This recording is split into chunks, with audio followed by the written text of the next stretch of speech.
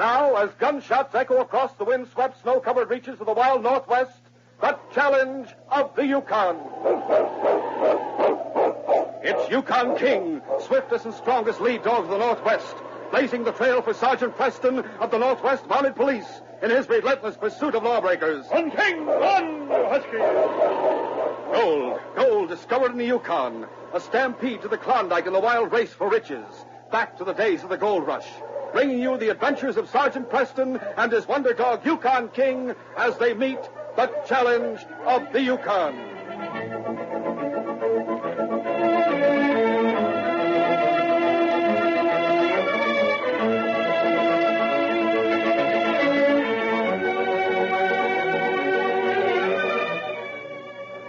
Even in the glowing warmth of the neat, homey cabin, Judy Smith momentarily shivered as she listened to the shrill, relentless wind that tore at the door and windows in a fury of frustration.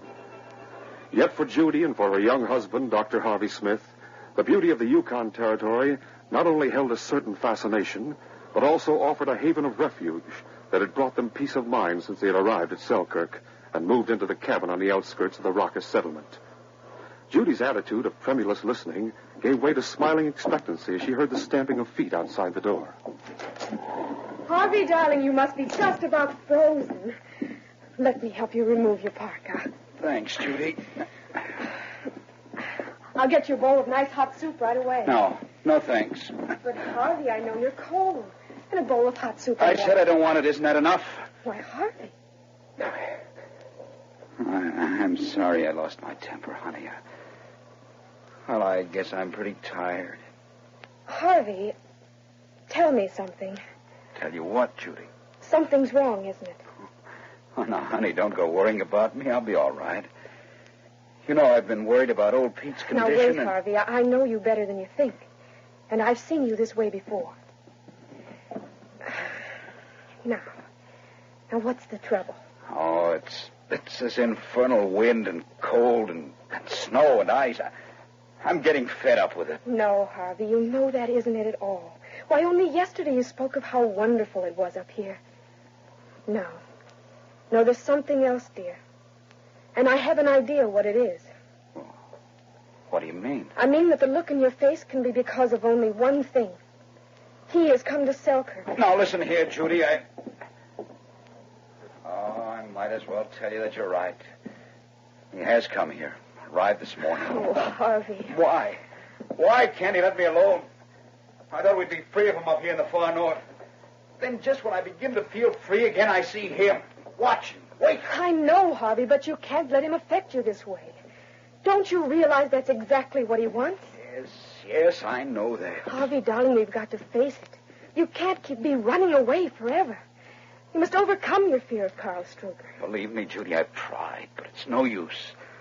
I worked and studied long and hard to become a doctor. I know. It isn't so much that I fear what he'd do.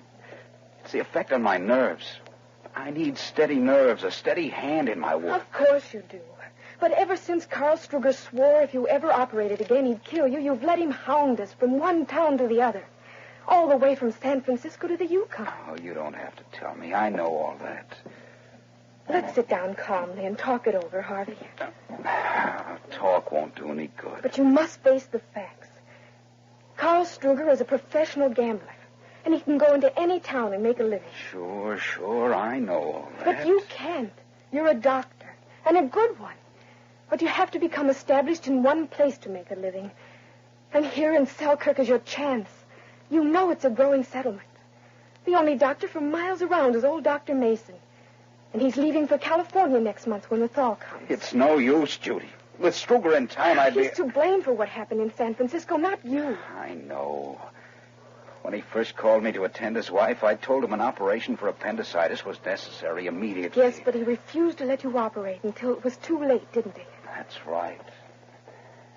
But why remind ourselves of all that? Haven't we gone through enough without... Listen to me. Karl Struger is a cold, calculating gambler. Maybe he would carry out his threat to kill you if you operate again. But his main thought is to make you suffer through fear, to make you give up medicine entirely. Oh, please, Harvey, face this thing and beat it now. While Doc Mason's here, he could do any needed operations. But after What happened when you saw Struger? Perhaps by now, well, he might have changed. No, honey, he hasn't changed. This morning, as I left old Pete's cabin, I met Sergeant Preston with his dog, King. The sergeant and I stood talking. Good morning, Sergeant. Good morning, Dr. Smith. Well, King, old fella. Oh, good to see you again. King considers you a good friend of ours, Doctor. Oh, how's old Pete getting along? Well, he's holding his own, but I'm still a little worried about him. These dogs look as if they've come a long way. Easy, King. Quiet, fella. Hello there. I'm Sergeant Preston, Northwest Mounted Police. Oh, I'm Carl Struger. Struger? Glad to know you, Sergeant. You can direct me to the hotel. I'll go. Well. Dr. Smith. What a coincidence we should meet way up here in Selkirk. Oh, then you men have met before. Yes, Sergeant, we have. In San Francisco 2 years ago. That's right. I have stopped in many towns since then. How about you, Doctor? You're doing well, I hope? King, quiet, boy. Oh, your dog, he doesn't like strangers, perhaps, That depends, Struger. Going to stay in Selkirk long? Well, that's hard to say. But perhaps now that I've found Dr. Smith living here, I might be tempted to stay at least until he should happen to leave. I see. I like Selkirk, Struger. My wife and I are happy here. And very much needed, too. Well, how interesting. Perhaps I should have taken up the study of medicine instead of professional gambling. Though I prefer to gamble with money rather than with life. Listen here, Struger, I'm listening, my friend. Never mind. Sometimes I do not understand you, Doctor. Though I feel sure you understand me. Well, I must be getting along. Go straight ahead, Struger. The hotel's that 2-story building at the end of the street there. Thank you kindly, Sergeant. I will see both of you again soon. You don't like him either, eh, King? Doctor, I noticed... Sergeant, I hope you'll excuse me. I must be getting along. I have a few more patients to call on this morning. And as I walked away, even Sergeant Preston knew there was something wrong. Judy, I can't stand it any longer. We'll just have to move on to some other place, and I'll give up medicine once and for all. The following evening, Sergeant Preston, with a magnificent dog King at his heels, entered the Selkirk trading post. Come on, King. Hello, Sergeant. Well, King. You know, if you ever come in here without King at your heels, I'd sort of think that part of you was missing. I guess you'd be right, Jake. Hey, King? Well, what can I do for you, Sergeant? I want some coffee and bacon, usual amount of each, please. Coffee and bacon. Sure thing. I suppose you heard the news about young Doc Smith, didn't you? News about Dr. Smith? I know I haven't. Well, I guess it ain't got around then yet. What about Dr. Smith, Jake? Well, his wife was in here today. Closed out their account. What? She said they'd be leaving here long about the end of the week. Dr. Smith leaving Selkirk for good? Uh-huh, that's what she said. Sort of looks sad about it, too. Well, we're going to miss him. Especially with old Doc Mason fixing to go south to Frisco in a few weeks. Yes, that'll leave Selkirk without medical attention. Well, put these on my account, Jake. Sure thing, Sergeant. I'll be in again soon. Pumpkin. So long, Sergeant. Goodbye, King. Good night, Jake. After leaving his purchases at his own cabin, Sergeant Preston and King went out again and walked the short distance to the cabin of old Dr. Mason. Hope Dr. Mason isn't eating supper. It's not good manners to interrupt his meal, huh, fella? Good evening, Dr. Mason. Well, Sergeant Preston and King. Come in out of the wind, Sergeant, and bring King in, too. Thanks. Come on, King. Sit over there by the fire, Sergeant. That wind's mighty sharp tonight. Yes, it is. Lie down, King. Well, is this just a friendly visit, Sergeant, or have you got a ache or pain that you want me to treat? You look quite healthy to me, though. No, Dr. Mason. Fortunately, I feel fine. Matter of fact, I came in to talk to you about Dr. Smith. Dr. Harvey Smith? Say, he's a smart medical man to my way of thinking. I'm mighty thankful there's someone like him to leave behind when I go south. That's just it. I heard from old Jake at the trading post that Dr. Smith is leaving Selkirk the end of this week. What? For good.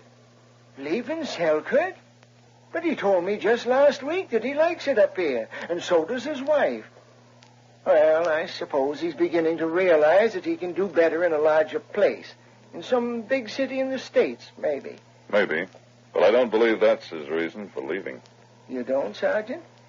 Then why do you think he is leaving? I don't really know. Dr. Mason, well, perhaps if you talk to him, you could persuade him to stay here. We need him in Selkirk. Well, now, if he's set on going, I'm afraid there isn't much that I could say to change his mind. Tell you what, though. Yes? Maybe if we got a committee of men here in town to go to his cabin and talk to him, they might convince him to stay. It might work at that. I'll go to the cafe with you right now, Sergeant, and see if we can get some men to talk to Dr. Smith. I'll put my things on. All right. Right after supper's a good time to find most of the men at the cafe. You ready to go, Sergeant? Yes. Go on, King. Go on, fella. Meantime, in the Gold Nugget Cafe, Carl Struger, the gambler, sat dealing cards at one of the tables. I got you this time, Struger. Give me one card. There it is. Yeah, looks like I got him now, boys. All right, Struger. There. I'm betting all I have. Now, Cover. There. Now, let me see what you've got. Sure. How's that? 3 kings, 2 deuces. So, now you take a look at these. 3 aces, 2 deuces. I win, mister. Why, you dirty cheat. Look out, everybody. Up for cover. This'll settle you, Struger. Get him, King!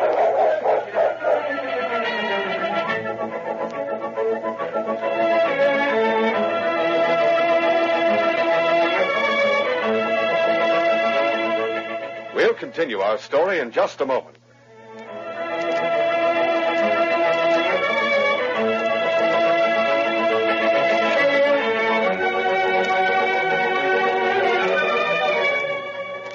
Now to continue our story.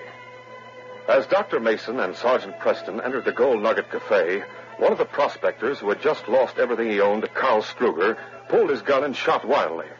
Dr. Mason, with a cry of pain, sank to the floor. The great dog King, who had entered with them, took in the situation at a glance. And even as Sergeant Preston called out to him, the massive dog had sprung into action. With teeth bared and a snarl in his throat, King leaped at the crazed prospector. Oh, my arm! Get him off! Take that man to the constable. His bullet got Doc Mason. He was just coming in. That dog sure moved fast. That dog of yours is a wonder, Sergeant. He didn't give him a chance to shoot again, or he might have shot me. There are others to think of besides you, Struger. Dr. Mason. Dr. Mason's badly hurt. Huh? We'll take him in the back room. There's a cot there. Oh, wait. Get Dr. Smith. Tell him to operate. Get Bullet. Otherwise, Easy, Doctor. Easy. We'll get Dr. Smith right away. If necessary, he can operate right here. After moving the wounded doctor into the back room, Sergeant Preston started through the cafe on the way to get Dr. Smith. You think you'll pull through, Sergeant? Is he bad off? I'm hoping Dr. Smith can pull him through. I'm going after him right now. Have them get hot water ready for an emergency operation. I'm afraid getting Dr. Smith isn't going to do much good. Easy, King. Why not, Struger? What makes you say that? Oh, it's just a thought, Sergeant. Anyway, I'm betting you won't get Dr. Harvey Smith to operate. We'll see about that, Struger. Come on, King.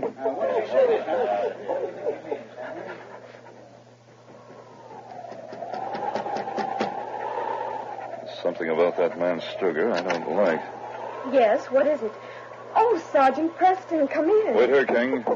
This is Smith. I came to get the doctor. It's an emergency. Dr. Mason's been critically wounded. Dr. Mason?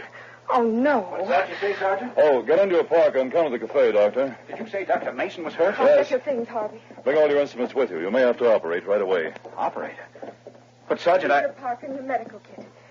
Now, you must go, Harvey. You must. I'll help you into your park. But, Sergeant, hold on. Every second counts, Dr. Smith. We have to hurry. Well, I'll go with you and do what I can, Sergeant. But I won't operate. I can't do it. I just can't. Give me the kit, Mrs. Smith. Here it is. Thank you. Come on, Doctor. Come, King. Let's hurry, Doctor. A short time later, Sergeant Preston and Dr. Smith entered the cafe, leaving King outside to wait. The two men walked through the crowd toward the back room, which had been put in readiness for the young doctor to administer to Dr. Mason. As Sergeant Preston and Dr. Smith reached the door to the back room, Carl Struger reached out and touched Smith's arm. Just 1 minute, Smith. Struger. Just let me remind you that operations can result in death for certain people. Out of the way, Stuger. Go on in, Doctor. Dr. Smith, I knew you'd come. It's up to you. Bullet lodged near my heart, it seems like. I'll examine the wound. Oh, looks bad. Well, what about it, Dr. Smith, do you think? Well, I don't know. Have to operate. Have to work fast. But Sergeant, I don't... His life is in your hands, Dr. Smith. Well, All right, Sergeant, I'll do it. I'll need some help. I'll help all I can. Good. We'll have to work fast. Get plenty of hot water. It'll be a delicate operation, but I'll do the best I can. In spite of the gnawing fear that Struger's remark had put in his mind, Dr. Smith worked over Dr. Mason with a steady hand. Sergeant Preston, who was assisting, was filled with admiration by his quick, decisive movements as he went about the delicate operation. Finally, after putting the last bandage in place, Dr. Smith straightened up. Sergeant Preston was puzzled by the odd expression on his face. Well, I finished, Sergeant. You think the operation was successful, Doctor? With the proper care, Dr. Mason will pull through all right. I'll pack my kit now. Dr. Smith, I can't help noticing you don't seem too pleased with your work. Oh, I'm well satisfied with the results, Sergeant. It's just that I was thinking of... What were you going to say? Nothing. Nothing at all, Sergeant. Keep Dr. Mason here for the present. I'll try to see him in the morning. I'll go along home now. Good night. Good night. As Dr. Smith went out into the cafe, Sergeant Preston quickly went out the back door and hurried around front to get King. Meanwhile, Dr. Smith walked slowly through the crowded cafe. Wait a minute, Doc. Well? We're all anxious to know about Doc Mason. Will he be all right, do you think? Yes. The operation was successful. Gosh, we're glad to hear that. It's a lucky thing for us we'll have you here in Selkirk after Dr. Mason gets well, leaves for the States. I may not be here. Not be here? Well, golly, Doc, you have to stay here. We need someone like you. Why did you say a thing like that? Oh, never mind. Forget it. Hold on, Smith. Well, what do you want, Struger? You remember what I told you in San Francisco? I've never forgotten it. I'm sure you haven't. But I just wanted to make sure. Listen here, Struger. You can go as far as you like. I've just decided that I will stay in Selkirk. Now get out of my way. I'm sure glad to hear Doc Smith say he changed his mind about leaving. Yes, of course. But I'm afraid his staying here won't be of any help to the people of Selkirk. What do you mean? I have some business to attend to, so I'll run along now. Good night, gentlemen. Good night. Harvey Smith left the cafe and started walking slowly up the main street toward his cabin. The twilight effect of the Yukon night made it bright enough for him to notice the figure that emerged from the cafe behind him. The young doctor knew that the warped mind of the gambler Struger would cause him to carry out the threat that had for so long made his and Judy's lives miserable. He thought of the calm steadiness of Sergeant Preston, which had helped him so much in performing the operation. The thought gave him courage. Courage to face an issue now, to put to a test the threats of the man who walked a short distance behind him. Harvey didn't carry a gun, but he knew this fact wouldn't deter the man whose strange madness caused him to seek revenge for a fancied wrong. Suddenly, Harvey stopped and turned to face Struger. Well, Struger, we're out here alone. You have a gun. I don't carry one. That's too bad, Smith. You know what happened in San Francisco couldn't be helped. Come to your senses. Yes. You killed my wife with your blundering operation, Smith. I warned you that if you ever performed another operation, I'd kill you. I had to operate on Dr. Mason. You would have died. That means nothing to me.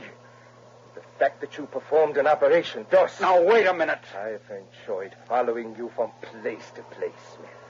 It pleased me to watch you pull up stakes and move on because you were afraid, yes. I didn't think you'd ever work up the nerve to do another operation. But I'm glad that you did. I've waited for this moment. Struger, you're stark raving mad. Perhaps.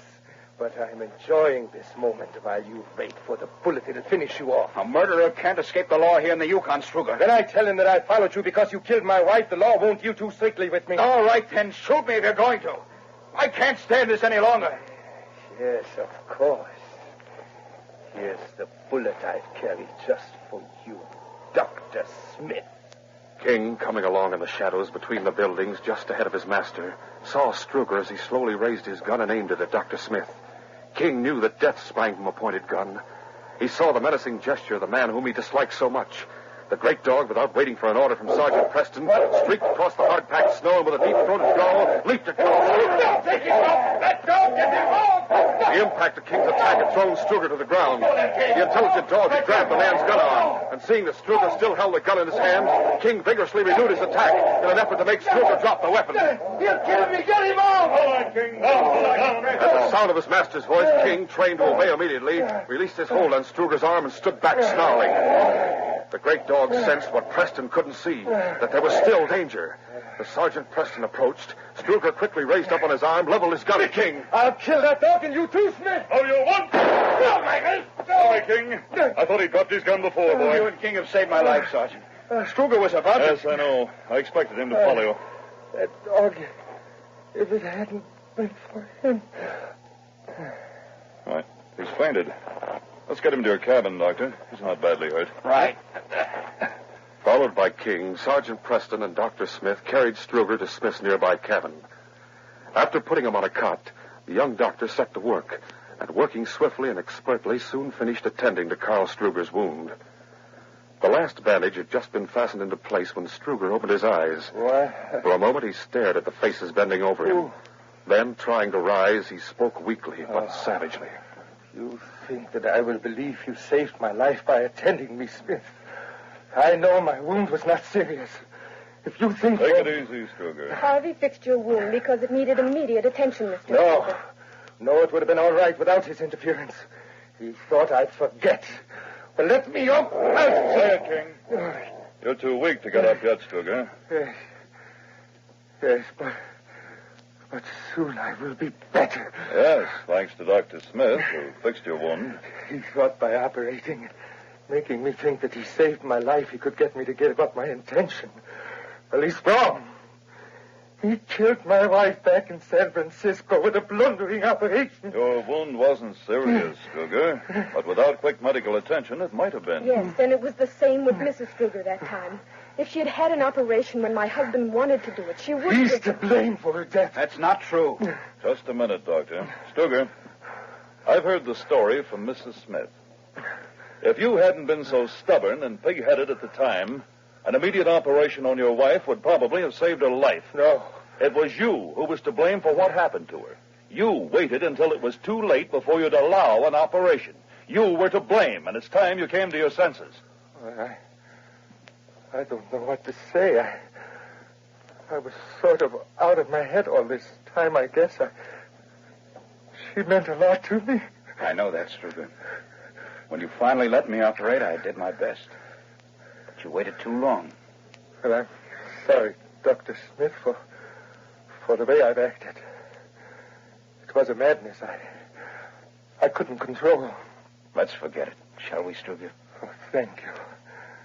Thank you. I suppose the sergeant will make out a case against me because I tried to... I don't think that'll be necessary, Struger. King and I had to interfere to prevent you from committing murder. And I think you've learned your lesson. Oh, yes. Yes, Sergeant, I have. Oh, thank heaven. Now Harvey and I can stay here in Selkirk. We need him here, Mrs. Smith. Your husband showed great courage when he operated on Dr. Mason tonight, knowing what the result might be. You gave me the courage to do it, Sergeant. I owe a great deal to you and to King. And you can stay here with us until you're well again, Mr. Struger. Of course you can. Thank you. I thank you, too, Sergeant, for your leniency towards me. That's all right, Stuger. This is one case we'll consider closed right here and now, eh, King?